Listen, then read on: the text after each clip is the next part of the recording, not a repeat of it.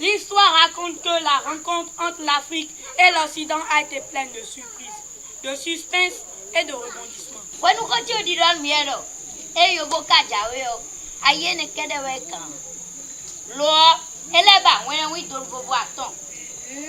Nous comptons maintenant de Mao nous Africa toi missionnaire Wego Akiletelewa marchand Batongo Sojalewa militaire Enachemi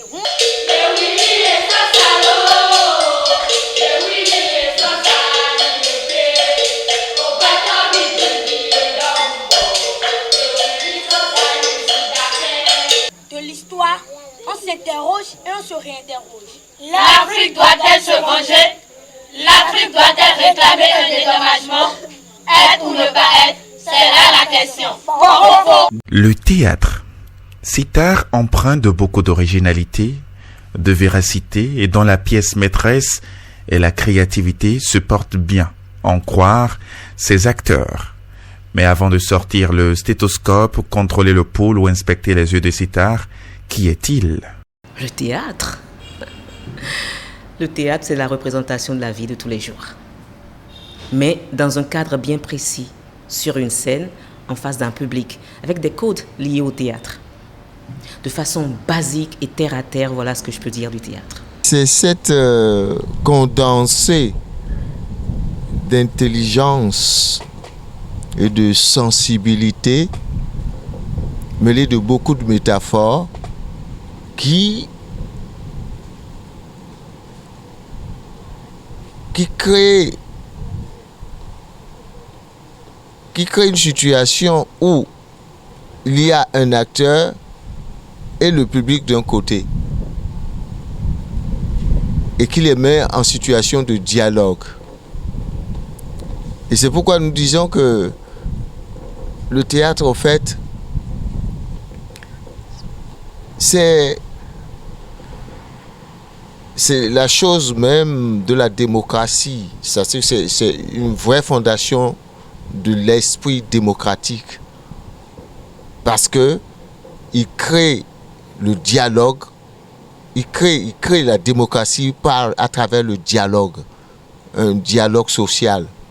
Un dialogue qui s'installe entre acteurs et spectateurs. Un dialogue qui s'installe au sein même de la société. Ils sont unanimes là-dessus. Le théâtre se porte bien. Il pourrait quand même se porter très bien si certaines conditions sont remplies. Le talent, la créativité, l'intéressement à cet art est de plus en plus grandissant. Pourtant, porte bien, ne serait-ce que sur le plan de la créativité, pour moi, c'est l'essentiel. Sur le plan de la créativité, le théâtre béninois se porte bien. Maintenant, dans les autres domaines, c'est-à-dire par rapport à la diffusion, par rapport à la circulation, c'est là où il y a des problèmes. Mais pour moi, l'essentiel est là. Et cet essentiel-là, pour moi, est fondamental. Et à partir de ce fondement-là, il reste seulement qu'on puisse mettre des moyens pour qu'il y ait de larges diffusions des spectacles qu'on monte et une circulation réelle des spectacles dans le pays. Parce que ça aussi, ça participe à l'éducation, à la formation de l'être. Parce que quand quelqu'un, parmi les spectateurs, chacun lit, et c'est ça aussi le bonheur du théâtre, ça a une lecture plurielle. Chacun lit ce qu'il a envie de lire par rapport à sa culture, par rapport à son intelligence. Vous comprenez? Et c'est pourquoi il est fondamental que les structures que notre État met en place, des structures comme le Fonds des Arts, puissent avoir à leur tête des gens capables de cerner, capables de discernement pour faire des programmes culturels conséquents et qui nourrissent ces programmes culturels-là de façon à ce que notre population puisse jouir des efforts que l'État fait tous les jours pour que l'art aussi devienne une assiette puissante à la table de chacun. Je dirais donc pour nuancer que du point de vue des acteurs qui pratiquent le théâtre et du travail qu'ils font et des efforts qu'ils font, tout va très bien. Mais que du point de vue peut-être du financement de la culture, du point de vue du foisonnement qu'ils devraient avoir, qui n'est pas forcément la faute des acteurs même du métier, et ça tangue. C'est peut-être de cela que vous parlez plus. Si c'est sur ce plan, nous savons que c'est évident quand on voit le manque de représentation théâtrale dans le pays. Quand on voit que le One Man Show, qui est évidemment une formule théâtrale, prend le dessus parce que Corona a permis ça. Corona a fait que les grands regroupements étaient interdits et les spectacles en grand groupe aussi avaient eu des problèmes. Du coup, comme c'est léger et que ça coûte moins cher, a priori, puisqu'on peut faire un spectacle solo qui va coûter 10 millions pendant qu'un spectacle de 10 personnes coûterait que 5 millions. Donc, de manière caricaturale, on peut dire que quand c'est seul, ou on est seul, ou qu'on est avec son metteur en scène, ça coûte relativement moins cher et ça permet de beaucoup plus tourner. Donc, cette forme a pris un peu le dessus. Mais, pendant que tout ça se passe, je vous rassure qu'il y a de la formation qui se fait. Je vous rassure qu'il y a des acteurs qui se forment, qui se perfectionnent. Je vous assure qu'il y a des acteurs qui travaillent dans la mesure où ils suivent des pièces de théâtre par Internet, sur YouTube.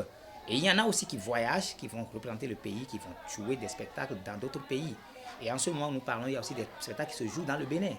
C'est vrai qu'avec les mass médias, et puis avec YouTube, où on peut faire des copier-coller, trouver un truc monté, mettre sur la plateforme, on voit beaucoup plus l'humour One Man Show. Même si quelqu'un joue seul dans une salle où il y a eu 10 personnes, il peut vous faire croire qu'il y a eu 500 personnes dans la salle.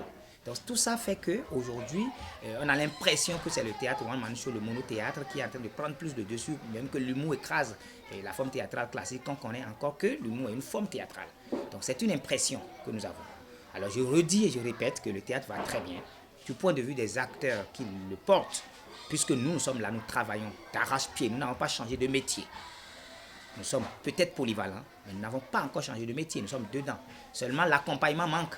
Et l'accompagnement doit encore davantage manquer quand on a un seul instrument de financement de la culture et que cet instrument est aux mains de quelqu'un qui se considère comme un démiurge et qui, excusez-moi, instrumentalise l'argent du contribuable pour se rendre Dieu et qu'on doit adorer, à qui on doit gratter la tête et à qui on doit aller s'offrir à bon marché pour pouvoir avoir du financement. Du coup, il n'y a plus de création, il n'y a plus de regroupement. Là où nous venons de finir un atelier ici à Djoukoué, et j'ai un spectacle que je devrais monter. J'ai vu des talents que je pourrais caster directement et dire, bon, ok, à partir de la semaine prochaine, on démarre la création. Mais je vais avoir les moyens où pour créer. Je ne peux pas m'adresser au pupitre du Fonds des aides de la culture puisque je suis sous embargo depuis plus de 10 ans. Et l'embargo s'est intensifié parce que j'ai osé lever mon petit doigt pour dire, je vais au Sénois. C'est un secret de polichinelle. Ce que je dis, je ne mens pas. Et ceux dont je parle savent que c'est comme ça. Et quand on le dit, il paraît qu'on meurt dans ce pays. Mais moi, je ne mourrai pas puisque je dis, les témoins que j'ai, c'est nous-mêmes et tout le peuple entier, et tout le peuple béninois. Et c'est un secret de polichinelle. Donc il y a le financement de la culture qui a un problème. Il y a le financement du théâtre qui a des problèmes.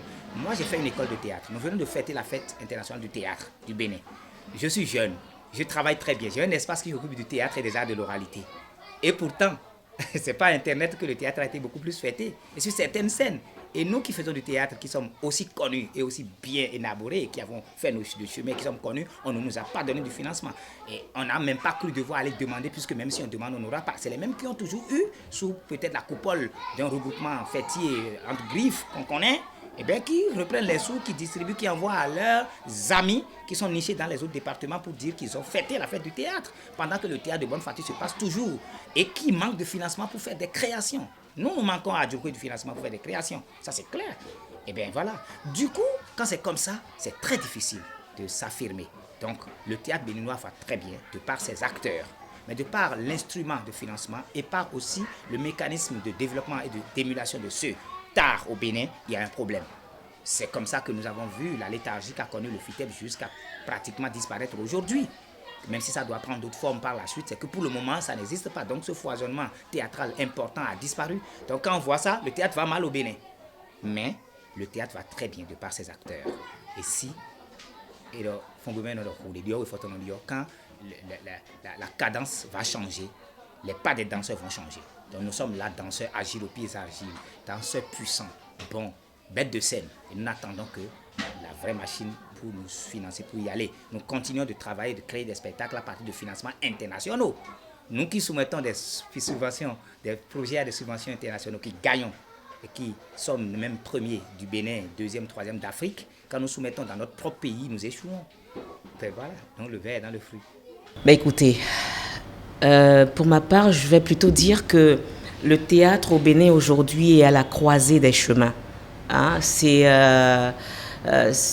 je peux avoir une lueur d'espoir, c'est de dire que le théâtre enfin a tenu ou tient le bout du tunnel, ou a trouvé le bout du tunnel. Pourquoi je dis ça? Par la création donc du CNOA, entendez le Conseil national des organisations d'artistes, qui, entre autres, au regard de ces textes fondamentaux, sera mise à contribution pour faciliter l'institution ou bien la création d'instances d'administration de la maison de l'artiste. Waouh! La maison de l'artiste, c'est quelque chose de formidable. Parce que, écoutez, ça fait déjà plusieurs années que la loi sur le statut des artistes a été votée à l'Assemblée, mais n'a pas trouvé son application. Et pour que cette loi soit appliquée, il faut nécessairement un cadre juridique qui est la maison de l'artiste. Et aujourd'hui, force est de constater que le CNOA qui a été créé sera mis à contribution. Donc, c'est formidable. Pour moi, c'est une très bonne nouvelle. Et pour finir, je dirais tout simplement que le théâtre, pour ma part, a de beaux jours devant lui. Je puis dire que le théâtre béninois se porte bien, vu les réformes en cours. Parce que, qu'ils vous souviennent, il y a quelque temps, nous avons appris la dissolution du FITEB. Tout le monde crie partout que le FITEB est dissous. Je voudrais notifier que le festival FITEB existe toujours. C'est le conseil d'administration qui est dissous. Les réformes en cours nous amènent à nous mettre vraiment en réseau et travailler ensemble pour l'atteinte de l'objectif. Si vous êtes ici au Bénin, vous devez savoir également que les acteurs culturels, les acteurs du théâtre, chacun travaillait dans sa maison. Pour à croire que nous avons des clans. Or, l'État voudrait que nous ayons une maison qui puisse permettre aux artistes de vivre réellement de leur art, la maison de l'artiste. Ce qui nous a amené à élire, il y a cela quelques jours, les membres du Conseil national des artistes, CNOA.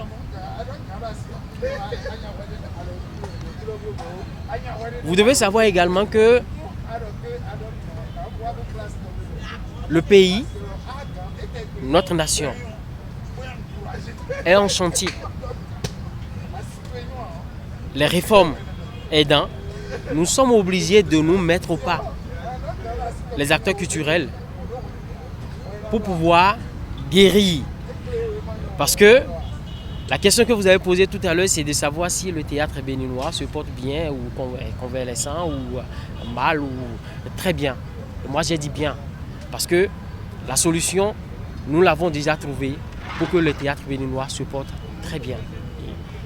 Évidemment, encore que notre secteur il est très mal organisé, donc le laisser en marge est encore plus facile. L'État doit faire de la sélection, l'État doit mettre l'argent du contribuable quelque part où ça rapporte. Et moi, je peux dire que l'art et la culture, le théâtre peuvent rapporter beaucoup. D'abord, ça rapporte indirectement, sans que le retour ne soit financier, mais aussi au plan financier, ça peut rapporter. Si on a de beaux spectacles, le peuple veut du spectacle, il veut payer du spectacle.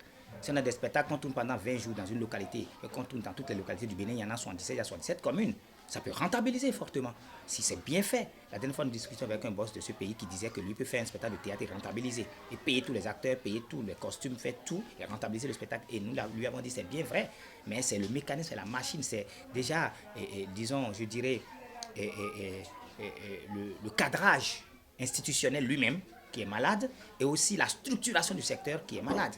Donc nous avons la possibilité de créer du spectacle et d'en jouir. Mais évidemment, avec la manière dont les choses se passent, ça tangue. Et surtout l'État qui a des contraintes de plus en plus. Corona est venu, les autres secteurs majoritairement ont été soutenus. Le nôtre, non. Mais on a mis ça sous le compte du fait que nous n'avons pas une fêtière unique qui puisse nous représenter. Mais quand on a décidé de mettre en place cette fêtière unique, tout le monde a encore vu comment ça s'est passé. Je ne veux pas en parler maintenant parce que si j'en parle, ça va faire couler d'encre et de salive. Comment ça s'est passé, c'est pas bien. Mais le Sénois est né. Heureusement, nous espérons qu'avec cette naissance de Sénois, enfin, on va pouvoir nous prendre au sérieux. Encore que nous-mêmes ne l'avons pas fait sérieusement. Mais c'est une vérité, la vérité est amère. Elle fait mal aux yeux, mais elle ne les crève pas. Donc moi, je crois que le problème est profond. Notre secteur n'est pas organisé. Et quand on tente de l'organiser, on fait semblant de l'organiser. On montre une façade organisée, cette façade ne va pas. Mais ce n'est pas pour dire à l'État que nous sommes toujours mal organisés de ne pas nous financer. Même si un secteur est mal organisé, on peut décider de l'organiser. Ça a commencé, le Sénois est né, un Sénois est né. Et nous allons continuer à espérer que de meilleures choses se passent et qu'effectivement avec le Sénois, quelle qu'en soit l'avis que chacun a là-dessus, eh bien, puisse générer la maison de l'artiste. Que ce Sénois puisse générer la maison de l'artiste et qu'il y ait une structuration correcte pour ce pays et que finalement les artistes aient de prise en charge et qu'il y ait une caisse de mutuelle et qu'il y ait la sécurité sociale pour l'artiste. Moi, j'ai fait 4 années au Ballet National du Bénin. 4 années de ma vie au Ballet National du Bénin, mais je n'ai pu souscrire nulle part. Je n'ai même pas eu mes salaires régulièrement. J'ai eu un rappel étriqué à un moment donné, c'est très compliqué. Et après, on m'a garé. Je crois que j'avais du talent et de la valeur. On m'a garé, un système m'a garé et a caporalisé depuis jusqu'à maintenant. Et nous continuons d'en souffrir. Il est vrai, du travail se fait. Mais il faut soigner celui qui fait ce travail. Il faut soigner le porteur de ce travail. L'artiste lui-même qui exerce ce métier, il est mal en point. La preuve que nous avons sous la main, c'est notre fofo qui est Ernest Caro. Malheureusement. Et c'est maintenant qu'il est malade qu'on commence pas à souscrire et tout le monde, on commence pas à faire des pétitions qui évoluent. Ça n'a pas de sens. Les pétitions, c'est avant, médecin après la mort. Les pétitions, c'est avant, c'est depuis 25 ans qu'on devait commencer par faire les pétitions. C'est le moment plus que jamais de constituer une caisse de mutuelle pour les artistes. C'est le moment plus que jamais que le président de la République, le respectable, qui sait très bien faire les choses, fasse en sorte que ce pays change et que l'artiste ait une prise en charge parce que nous sommes des travailleurs de la République. Pendant plus de 10 années, moi j'ai joué presque tous les week-ends à l'Institut français du Bénin, ex-centre culturel français, des auteurs du monde entier. J'ai pas un copec de droit d'auteur, mes petits-enfants n'auront rien du tout. Et pourtant, j'ai mouillé le maillot pour mon pays et pourtant, je n'ai plus grand-chose à prouver sur la scène aujourd'hui au Bénin. C'est unanime, n'est-ce pas? Et pourtant, mon enfant n'a aucun droit, mes enfants n'ont rien, mes petits-enfants n'auront rien, si rien n'est fait aujourd'hui. Si c'est fait aujourd'hui, à part d'aujourd'hui, je ne commencerai pas à avoir des droits, je serais intéressé à aller encore me mouiller la tête, à aller lire du Shakespeare, à venir me monter du Shakespeare, à faire ci, à faire ça. Pourquoi me muser si je n'ai pas de retour? Et si tout ce que je fais, je n'ai pas de droit d'auteur là-dessus. Je travaille pour les autres qui gagnent leur droit d'auteur dans leur pays, au Burkina et partout, et moi au Bénin, je n'en ai pas. Le verre est dans le fruit et c'est très profond. C'est très très profond ce que je dis. Ah non, non, écoutez, déjà je voudrais rectifier quelque chose. Je ne voudrais pas qu'on verse dans une polémique ou dans des querelles de quartier pour chercher à savoir qui a tort ou qui a raison. Parce que si vous remarquez bien, depuis 2016, le Bénin est en chantier dans tous les secteurs d'activité. Je dis bien dans tous les secteurs d'activité. Il n'y a pas que le secteur des arts. Il y a aussi la santé, il y a l'éducation, il y a la sécurité, ainsi de suite, ainsi de suite. Et donc, tout le monde sait que dans une organisation, quelle qu'elle soit, il peut y avoir des hauts et des bas. D'accord? Et partant de ce fait, on cherche des solutions. Une solution trouvée peut ne pas être en adéquation avec les problèmes posés. Et je crois que ça a été le cas du CNT, du Centre National de Théâtre, où après la dissolution du FITEB, il y a eu la création du CNT, et juste après la dissolution du CNT, pour trouver une solution. Notre corporation, dans le domaine des arts en général, qui c'est le domaine même de définition de l'ego, être artiste. Pour être artiste, il faut avoir un fort ego, sinon on ne l'est pas, ou on ne l'est pas profondément. Vous comprenez ce que je veux dire? Mais ça là ne peut pas amener non plus au pire. Ego jusqu'au point de tuer la corporation, c'est ça. C'est ça qu'il faut décrier. Et il y a cet ego-là, c'est vrai. Mais en même temps qu'il y a cet ego, il y a la créativité qui est très forte. Parce que ce nombrilisme-là amène aussi à des choses fortes, des sentiments, parce que l'égoïsme, c'est un sentiment très fort. Mais et ça peut amener au bien comme au mal. Mais je pense profondément que c'est les deux à la fois chez nous. Mais le bien et le mal cohabitent. C'est la dualité de la nature. Vous comprenez? Mais ce qu'il faut qu'on privilégie, c'est cet ego-là qui nous mène à une plus forte créativité. Une forte créativité qui élève notre pays, qui élève notre peuple. Et c'est ça, c'est vers ça qu'il faut aller. Et je pense qu'il faut minimiser cet aspect de union ou pas union. L'essentiel, c'est qu'il y ait du travail. Et moi, c'est ça que je défends. L'union ou pas désunion, c'est autour aussi, si vous fouillez bien, c'est autour aussi de l'argent, c'est autour des intérêts. C'est normal que des gens qui sont incapables de créer trouvent d'autres moyens pour gagner de l'argent. Je ne leur en veux pas. C'est à ceux qui donnent l'argent d'être éveillés de façon à donner de l'argent plutôt beaucoup plus à ceux qui travaillent que ceux qui ne font rien. Donc c'est là où il y a des difficultés. Mais pour moi, sincèrement, c'est des difficultés minimes. Ces difficultés sont complètement minimes par rapport au travail qu'il y a à faire. Si moi j'ai une chose à faire, ce n'est pas de travailler pour l'unité, c'est de travailler pour le travail bien fait, un point, un trait. Parce que même dans cette forme de désunion, s'il y a du travail, les gens travaillent profondément, je crois que ça va couvrir tous ces défauts-là. Parce que il y a aussi le fait, ce qu'on peut appeler séduction. Quand bien même quelqu'un ne t'aime pas et que tu l'émerveilles, ça finit par dissiper les rancunes.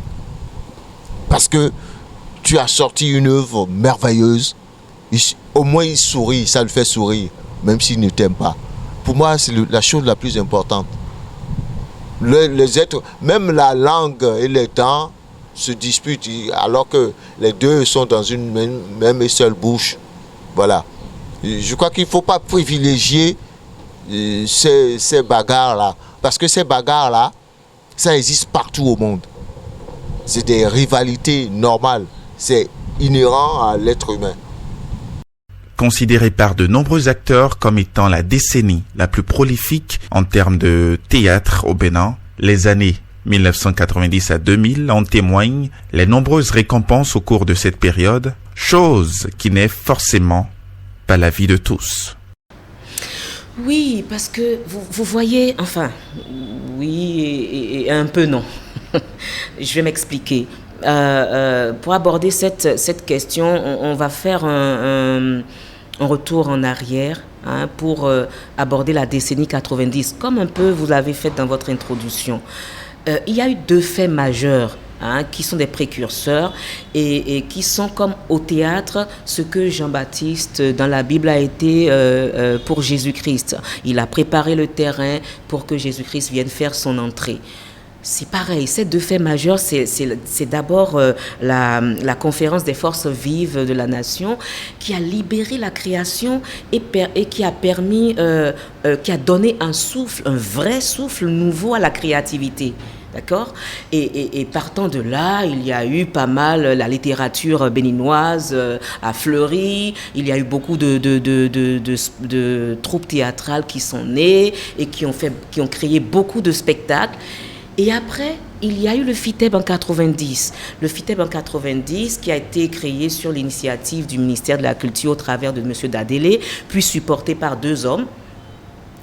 Yves Bourguignon, directeur du Centre culturel français à l'époque, et le metteur en scène comédien Tola Koukoui. Alors, écoutez, à partir de là, il y a eu un engouement terrible autour du théâtre. Beaucoup de contrats ont été signés par des comédiens béninois pour aller travailler à l'extérieur, pour aller représenter le Bénin à l'extérieur, à travers des festivals, comme vous l'avez dit et tout. Mais ça a continué, puisque ça a continué avec la création de l'école internationale de théâtre du Bénin de notre doyen Aloubine. À travers cette école-là, il y a eu beaucoup de comédiens aussi qui sont sortis de cette école et qui sont aujourd'hui soit des promoteurs, soit des responsables d'espace et des promoteurs de projets. Il y a Kedaïn qui est Jean-Louis, qui est promoteur de son festival et qui a aussi un espace culturel et artistique. Il y a Toton qui a créé les Riao, qui est un festival, il vit en France, mais il a créé un festival et aujourd'hui, ça marche.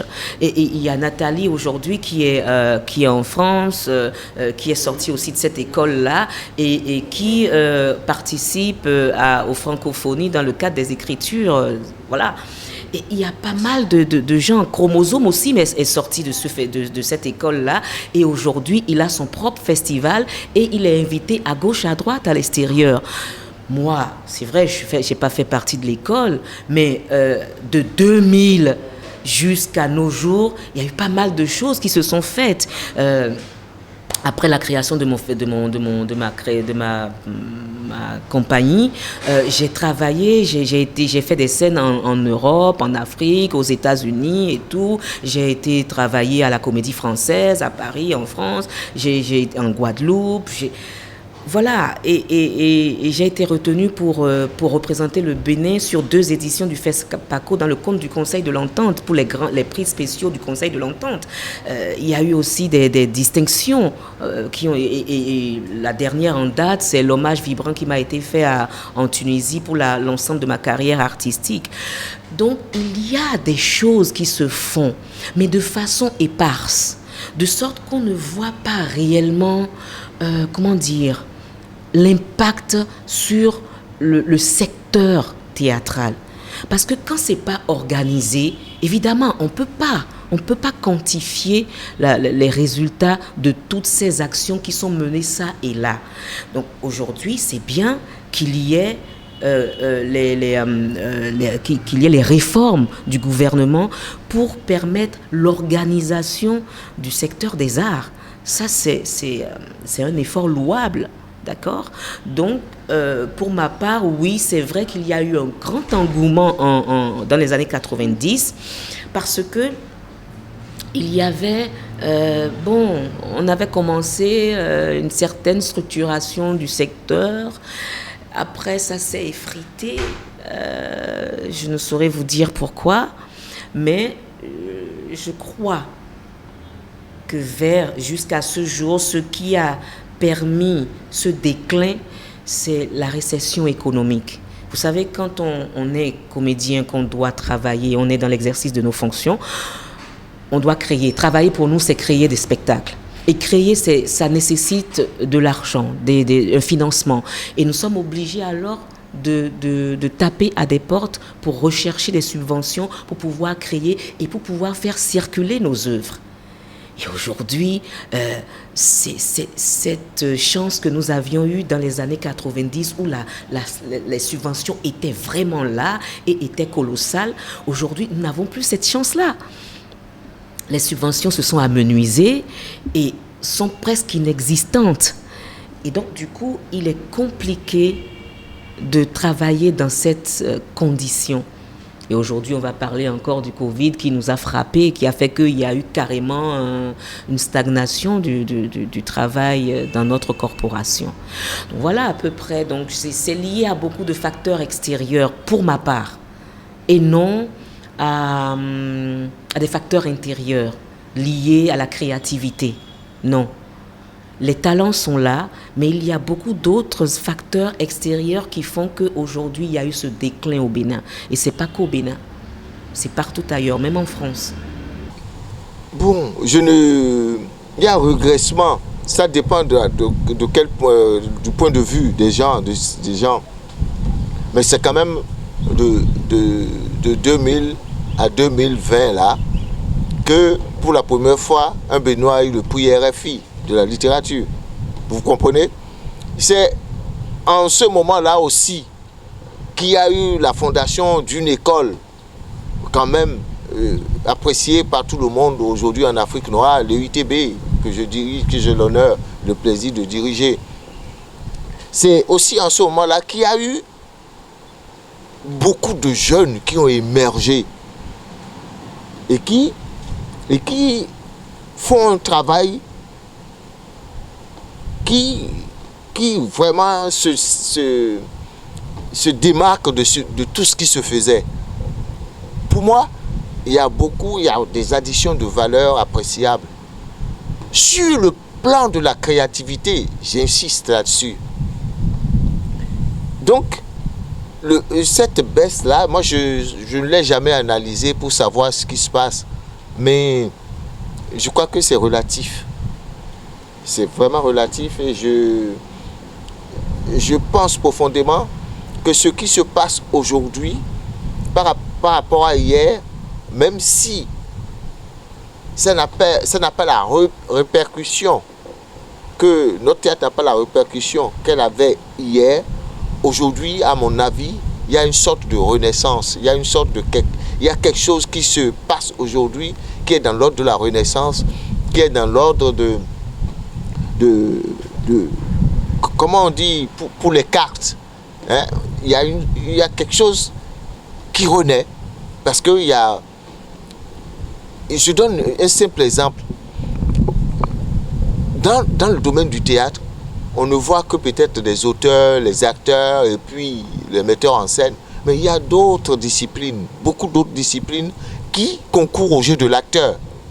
Aujourd'hui, nous avons un Béninois qui est sorti de l'EITB et qui a osé passer un concours d'une des plus grandes écoles françaises pour être directeur technique. Et elle a eu ce concours-là. Pour moi, c'est des choses comme ça qui comptent. Et c'est des petits succès qui ne disent pas, qui ne sont pas publiés, mais qui existent. Et c'est ça, pour moi, les additions de valeur. Ça veut dire que nous aurons chez nous bientôt un vrai directeur technique pour le théâtre. Ça, c'est important. Et c'est pourquoi il est incontournable de s'atteler à former. Même ceux qui sont formés, il faut la formation continue. Et c'est des cadres.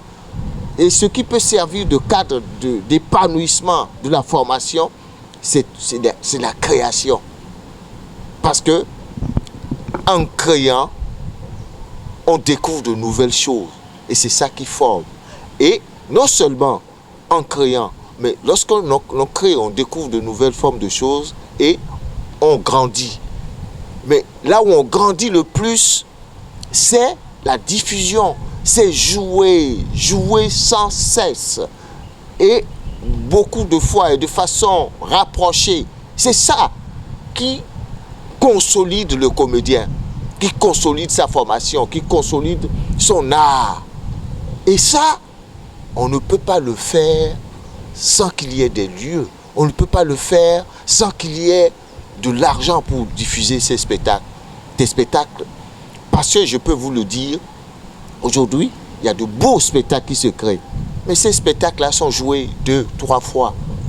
Mais où est le fond des arts? Et qu'est-ce qu'on en fait exactement? Quel est son programme? annuel? Quels sont ces objectifs annuels? Parce que les fonds de ce genre doivent avoir un programme. Et ce programme-là, il doit être annuel avec des objectifs précis. Et c'est là que l'Union européenne nous dépasse. Parce que moi, je pense profondément que ce que mon État met au service de l'art est assez conséquent pour que l'art puisse se lever comme un point fort de notre culture. Mais alors, il n'y a pas un travail approfondi pour que les choses soient claires. Rien n'est clair. Il faut de la clarté, de l'organisation pour que le peu, cet argent, je dis le peu, j'exagère, cet argent énorme que l'État met pour les arts puisse être visible. Comme sont visibles les programmes de l'Union européenne. C'est seulement de l'organisation. Et je vous assure, si on calcule ce que l'Union européenne met dans la culture chez nous, notre État fait mieux. Et pourquoi pour l'Union européenne c'est visible et pour notre État c'est éteint? Donc il faut rallumer la flamme.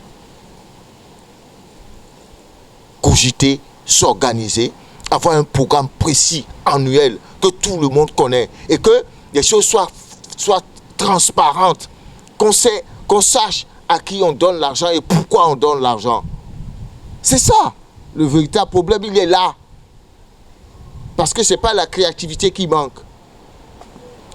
C'est comment transformer cette créativité-là afin qu'elle soit profitable, non seulement à nos populations, mais à ceux qui créent.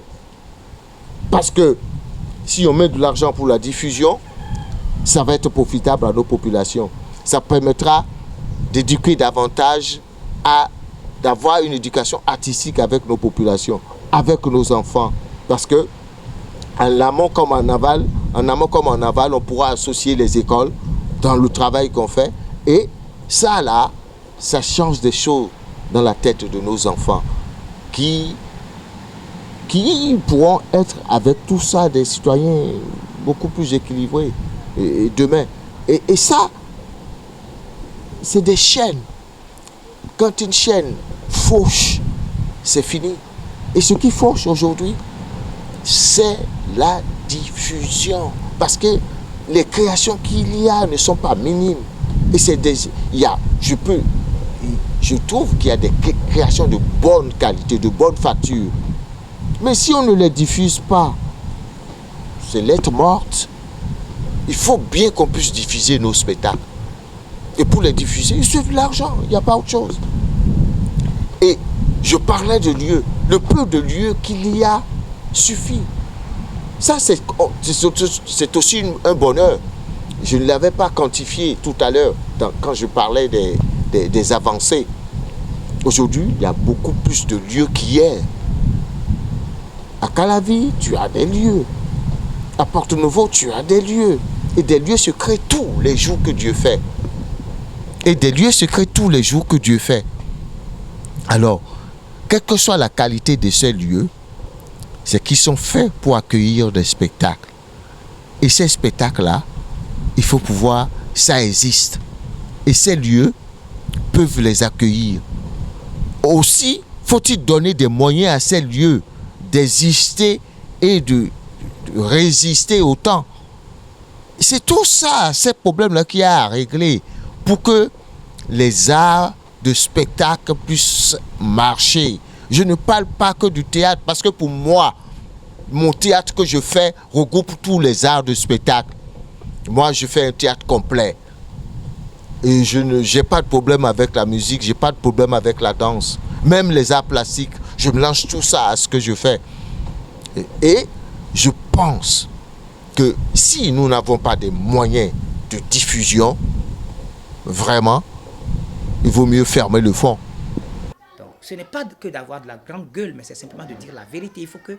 Attendez, il y a longtemps de cela, le théâtre, c'était quoi? C'était beaucoup plus le fou du roi. Le roi a son fou, qui lui dit la vérité. et qui lui dit quand ça va bien, il lui dit ça va très bien, il l'encense, mais quand ça va pas, il lui dit la vérité. Le fou du roi est considéré et même payé pour faire le fou, jouer au fou. Il y a aussi quelqu'un qui est toujours à côté quand le roi prend une décision, il fait, et puis la personne fait d'abord comme ça avant que le roi ne le fasse. Donc c'est fou, là nous le sommes, nous acceptons de l'être, mais aujourd'hui quand tu es ce fou, on te met sous embargo comme je le suis depuis une dizaine d'années, et que je continue d'être, et que je dois même dire au secours comment faire pour que je puisse continuer à avoir du financement pour exister. J'ai une maison qui existe depuis 9 ans, et qui, vous avez vu, vous êtes venus, vous avez combien d'enfants? Vous pouvez le dire. Vous avez vu comment il y a une cinquantaine d'enfants dans la cour qui sont venus lire à cette bibliothèque. Depuis 9 ans, ça se passe comme ça, tous les mercredis. Tous les samedis, les enfants sont là pour faire du conte. Et les dimanches, depuis 14 heures, sont là pour faire du patrimoine, de la danse patrimoniale, de la musique patrimoniale dans cette maison. Depuis 9 années. Et personne ne nous soutient. Les subventions que nous arrivons à obtenir, dont le Bénin doit donner des contreparties, le Bénin donne une partie de cette contrepartie et dit qu'on nous a déjà donné de l'argent qu'il faudrait qu'on vienne encenser le fonds à la culture, à la télévision ou à la radio. Nous disons non, on n'a pas reçu de sous, on dit vous êtes ingrat et vous avez reçu de l'argent, vous avez dit que vous n'avez pas reçu. On nous martyrise, on nous humilie pour l'argent du contribuable béninois, alors que nous sommes des vrais travailleurs. Et ceux qui le font, a priori même, ils ne peuvent même pas se comparer à nous, ni sur la scène, ni sur la compétence nationale et internationale. Je le dis, et c'est moi, Fidèle Anator, qui le dis, et je l'affirme. C'est pas normal. Et donc, si nous changeons le feeling, l'État va nous prendre plus au sérieux, et nous allons être pris au sérieux, et nous allons être des acteurs sérieux, et nous allons vivre mieux, vivre décemment, et faire honneur à notre nation, puisque les Béninois ne veulent que la gloire de leurs artistes. Les Béninois ne veulent pas que Fidèle Anator, le baobab, soit la crasse de la société. Ils ne veulent pas que Gégé Lapino soit un artiste de dernier rang. Gégé Lapino n'a pas allé traîner à la présidente de la République ou bien au ministère de la Culture pour demander audience au ministre. Non, c'est une star. Fidèle Anator n'a pas allé à traîner dans le secrétariat et on le maltraite, on le regarde du haut pour qu'il vienne quêter du financement. Je suis désolé. Il doit y avoir des guichets pour chaque artiste et pour chaque trempe d'artiste et pour chaque acteur culturel en fonction de sa taille, en fonction de son travail, en fonction de l'industrie qu'il a mise en place. Pendant qu'un individu vient chercher 4 millions parce qu'il doit retourner des ristournes, il y a des institutions qui n'ont pas eu 1 million dans ce pays. C'est pas normal. C'est pas normal. De toute façon, moi je le dis. Et il paraît qu'on ne le dit pas. Mais puisque moi je suis fait pour dire, puisque dire c'est les mots qu'on doit utiliser, les mots sont l'essence même de la vie et que je suis dans une maison de mots, de paroles, et je dis cette parole-là qui est vraie. Et je n'épingle personne. Parce que le système existait il y a longtemps, il y a beaucoup de gens qui y sont passés, et ceux qui sont là vont partir, d'autres vont venir. Il faut que le système change pour que nous puissions être à l'aise dans notre propre pays, pour que l'État nous regarde mieux, pour que nous nous voyons mieux, nous nous sentons mieux dans notre peau, pour que nous puissions faire notre métier dans l'allégresse, dans la tendresse, dans la jouissance, dans le bonheur parfait, pour partager ce bonheur, parce que nous mettons notre bonheur en partage. Nous communiquons, nous sommes un miroir. Dans ce miroir, si ce miroir sourit, le peuple va sourire. Ce miroir souffre, le peuple va souffrir. Regardez ce que la situation de Ernest Kahwa a créé dans ce pays et dans le monde entier. J'ai honte au plan international quand on a été obligé d'exposer la vidéo de mon ami, de mon grand frère, qui fait partie de ceux qui m'ont travaillé l'addiction dans ce pays. Et puis voilà comment il est aujourd'hui. Et on va maintenant, on nous laisse mourir et après on vient nous montrer sur le mouroir à la télévision. C'est pitoyable. Et quand tu vas dire sur les forums maintenant, voilà pourquoi cette vidéo est malvenue, pourquoi on fait cette vidéo maintenant, pourquoi on fait ça, on va dire que ouais, qu'on veut aider le gars et que tu n'es pas content, ou bien on va dire qu'il faut que c'est ça qui a fait que Fondation Move va réagir, ça qui a été non, pas besoin. On peut avoir fait tout ça en amont. Fondation Move peut nous mettre de l'argent à disposition, la Loterie nationale peut nous mettre de l'argent à disposition. De grosses institutions existent qui peuvent nous mettre de l'argent à disposition si le cadrage institutionnel existe. Monsieur le Président de la République, créez le cadre. Et obliger les gens à y mettre de l'argent pour leurs artistes. On ne peut pas obliger le coq à dire autre chose que de dire cocorico le matin. Le coq ne peut pas vomir de l'or, ne peut pas vomir de l'argent à la place de son naturel cocorico. Nous ne savons que chanter. Nous ne savons que parler. Nous ne savons que dire de la poésie. Nous ne savons que chanter des vers de Verlaine. Nous ne savons pas faire autre chose, Monsieur le Président de la République. Messieurs les membres du gouvernement, nous ne savons pas faire autre chose. Et que certains que vous nous envoyez pour être nos représentants ou qui sont même soi-disant des nôtres, nous maltraitent, nous martyrisent. Nous maltraitent, nous martyrisent et après, ils nous vampirisent encore. Après, ils nous remontrent encore par leur propre caméra ou autres, par leur téléphone portable au peuple pour dire que nous souffrons. Non! L'artiste n'est pas fait pour souffrir. Les autres corporations ne tombent pas malades.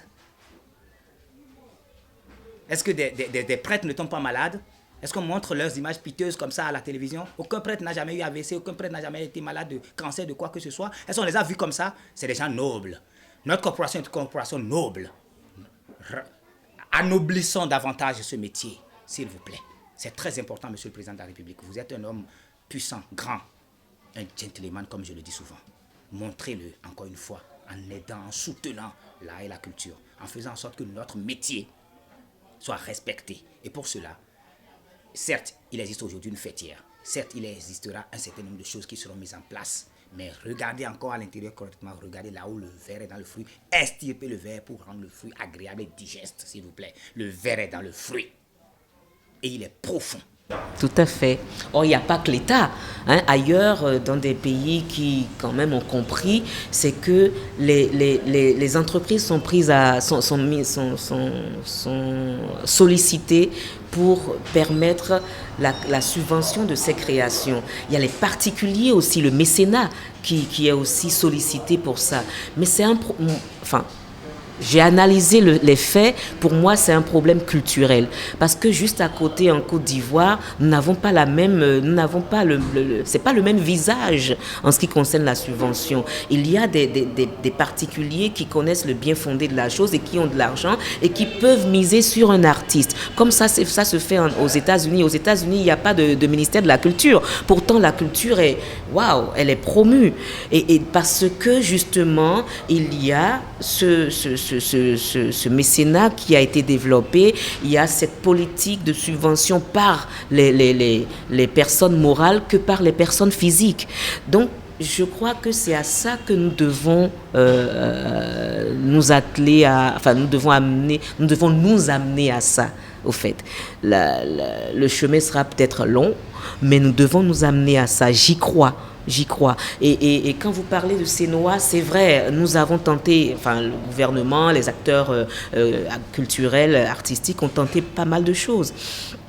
Et aujourd'hui, pour un bébé qui naît, je crois, je ne veux pas être un oiseau de mauvais augure, mais j'y crois. Quand je lis les textes, les objets, les textes fondamentaux qui régissent le Cénoa, je me dis que on ne peut que croire. Quand je vois certains acteurs artistiques et culturels qui nous représentent au Cénoa aujourd'hui, je me dis, je ne peux que croire, parce que il y en a qui ont lutté pour justement la structuration du secteur des arts. Et ça ne peut que marcher, à moins que, voilà. Dit, et je le répète, quand vous entendez que l'œuvre d'un artiste est programmée dans un espace, allez au spectacle. Ne voyez même, parce que c'est une œuvre d'esprit. Ça ne s'achète pas. On programme le spectacle, on dit c'est l'entrée est à 2000. Vous dites c'est cher, je ne peux pas aller. Je prends les 2000 francs, je regarde ce qui m'attend à la maison. Je dis je ne vais pas au spectacle. Allez au spectacle, permettez aux artistes de souffler. Il y a toujours un public. Non, parce que la chose a baissé de cran, tout simplement parce que hier, il y avait une sorte, pendant la période révolutionnaire, il y avait de l'éducation artistique dans les lycées, dans les écoles et collèges. Jusqu'à l'université, il y avait l'éducation artistique.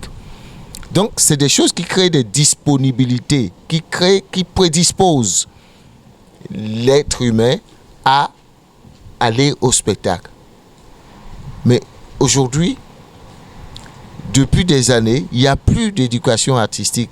Ce qui a fait que, véritablement, chez nous, ça a baissé cet esprit d'aller au spectacle de façon spontanée. C'est d'aller dans les salles pour voir du théâtre, ça a véritablement baissé. Parce que tout simplement, c'est quelque chose qui compte dans l'éducation de l'être humain. Et c'est pourquoi il faut que le théâtre rencontre les enfants à leur jeune âge, au moment où ils sont au plus fort de la sensibilité de l'être, où l'intelligence s'éveille. C'est en ce moment-là, justement, qu'il faut que le théâtre, qu'il rencontre le théâtre, qu'il rencontre les arts, afin qu'ils soient des citoyens équilibrés. Ah, ça dépend de quel théâtre, de quel type de théâtre.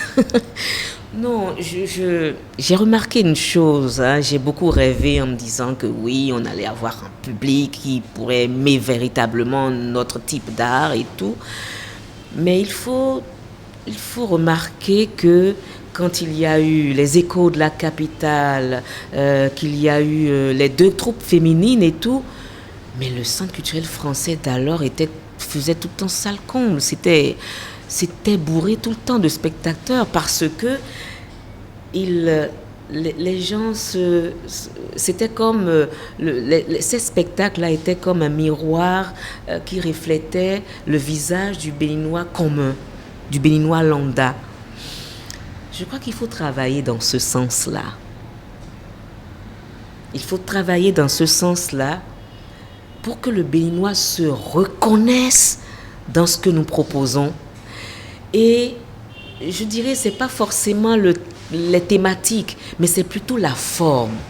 Donc, les 2 troupes ont trouvé la forme, théâtre populaire, et puis ça marchait parce que c'était terre à terre, et puis bon, ça, tout le monde éclatait de rire. Bon, voilà, on n'est pas venu au théâtre pour encore réfléchir. On est venu pour se déstresser, et puis bon, on se rit de nous-mêmes. Voilà. Je crois que pour le Bénin et pour l'Afrique, en général l'Afrique noire, je ne vais pas parler des autres, mais pour le Bénin, pour ma part, il faut travailler dans ce sens à trouver la forme qui convient à notre public. On peut après imposer une forme en suscitant la demande. Mais nous n'en sommes pas là aujourd'hui. Aujourd'hui, nous avons déjà un acquis. Il ne faut pas aller chercher ailleurs ce que nous avons. D'accord, nous avons déjà un acquis, c'est ces 2 exemples-là que je vous ai donnés et on peut aller au laboratoire et à partir de ces 2 exemples-là, chercher à savoir quel type de forme pourrait aller avec notre public et comment aborder ce public. Deuxièmement, il y a que aujourd'hui, il y a un autre, un autre point qui est venu s'ajouter au problème du théâtre, c'est la situation sanitaire qui a entraîné une situation économique dégradante. Et du coup, le Béninois lambda, pour aller au spectacle, il va réfléchir par 3 fois, voire 7 fois avant d'aller au spectacle. Partant de là, il faut trouver d'autres mécanismes. Au lieu d'attendre que le public vienne à nous, il faudrait que nous trouvions le mécanisme pour aller vers le public. Nous l'avons déjà expérimenté lors d'un FITEB où on a accueilli des spectacles qui sont arrivés au Bénin. Et nous avons, moi par exemple, j'ai sensibilisé les gens dans mon quartier. Et la maison de mes parents est devenue la scène où tout le monde est venu pour regarder le spectacle. Un spectacle qui doit être en adéquation, avec l'espace de diffusion. Donc, c'est des spectacles valises, comme j'aime à le dire, qui peuvent être joués partout, dans un salon et tout. Donc, ça a été mais vraiment formidable. Les gens ont aimé et ceux qui ne savaient rien du théâtre et qui croyaient que c'était tellement élitiste qu'ils ne pouvaient pas venir au CCF pour voir un spectacle, ils ont dit mais désormais moi je viendrai voir un spectacle. Je ne savais pas que le théâtre c'était ça. Donc dans un premier temps aussi il faut conscientiser, il faut plutôt, comment je vais dire ça, il faut préparer son public. Et les pays européens ont compris ça très tôt. Occidentaux, je vais dire, ont compris ça très tôt. Ils préparent le public dès le bas âge, au primaire, à la maternelle, au primaire, au cours secondaire, ainsi de suite. Et les enfants grandissent avec ça. Ils savent ce que c'est qu'un théâtre parce qu'on leur a appris ça dès la base. Ils ont eu l'habitude d'aller voir des spectacles. Ils sortent pour aller regarder des expositions, ainsi de suite, ainsi de suite. Donc, ils sont moulés dans ce système. À partir de ce moment-là, quand ils grandissent et qu'on dit qu'il y a un spectacle et tout, mais instinctivement, ils s'en vont. Donc, il faut faire un travail de fond, de changement de mentalité. C'est ça. Et puis, il y a beaucoup de jeunes qui créent aujourd'hui, qui font de choses nouvelles, de belles choses. Si on ne les aide pas à les diffuser, ils vont se décourager, ils iront et ça va s'étioler leur talent. Parce que ce qui cultive le talent, c'est le travail permanent. et conscient. Je dirais à l'endroit des artistes, travaillons toujours, travaillons sans relâche. Parce que c'est dans le travail de tous les jours, le travail conscient, individuel d'abord et conscient, que nous pourrons réussir. Et pour aller contre ce que vous étiez en train de dire au début par rapport à la désunion, à la division, je vais dire une chose essentielle. Aujourd'hui, l'individu ne peut pas aller loin. Il faut faire équipe pour gagner. Faisons équipe, pas affinité.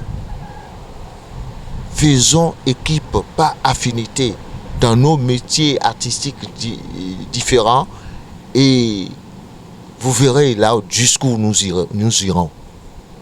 Ça, c'est ce que je vais dire à l'endroit des artistes. Et à l'endroit du ministère de tutelle, j'ai une seule question. Pourquoi le Fonds des Arts ne sait pas à quoi il doit servir? C'est la question. Elle mérite une réponse.